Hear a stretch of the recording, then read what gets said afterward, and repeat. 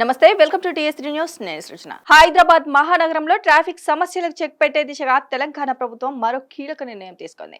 Mylardevpally Shamshabad road Katedan జంక్షన్ల వద్ద భారీ 6 లేన్ల డైవర్షన్లో grade separator కు నిర్మాణానికి ప్రభుత్వం గ్రీన్ సిగ్నల్ ఇచ్చింది. 189 కోట్ల 68 లక్షల వ్యయంతో ఈ ప్రాజెక్టును చేపట్టనున్నారు. టెండర్ ప్రక్రియ పూర్తయ్యాక నిర్మాణ సంస్థ ఎంపికకు పురపాలక శాఖ అధికారిక ఆమోదం తెలిపింది.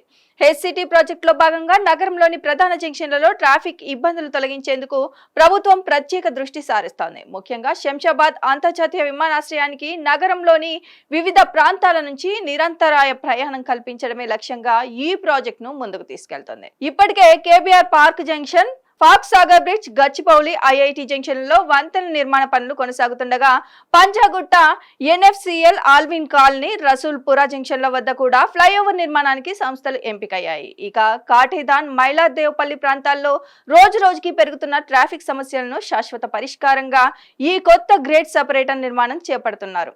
పరిశ్రమలు, వ్యాపార కేంద్రాలు, లోకల్ ట్రాఫిక్ తో పాటు ఎయిర్పోర్ట్ కి వెళ్లే వాహన రద్దీ కారణంగా ప్రస్తుతం ఈ మార్గాల్లో తీవ్ర ట్రాఫిక్ జామ్లు ఏర్పడుతున్నాయి. టెండర్లలో కేఎన్ఆర్ కన్స్ట్రక్షన్ లిమిటెడ్ సంస్థ L1 బీడర్ గా నిలవడంతో ఆ సంస్థకు పనుల బాధ్యతలు అప్పగించేందుకు ప్రభుత్వం ఆమోదం తెలిపింది. ప్రాజెక్టు అంచనా వ్యయం 4.71% అధికంగా ఎన్సీసీ లిమిటెడ్ 189.88 కోట్లతో బిడ్ దాఖలు చేసింది. ఈ వంతెన నిర్మాణం పూర్తయితే ఫలక్నామా, బహదూర్పుర, బండ్లగూడ, చంద్రాయనగుట్ట, సంతోష్ నగర్, మిథాని, సైబాబాద్, ఐఎస్ సదన్ తదితర ప్రాంతాల నుంచి శంషాబాద్ విమానాశ్రయానికి ప్రయాణం మరింత సులభం కానుంది.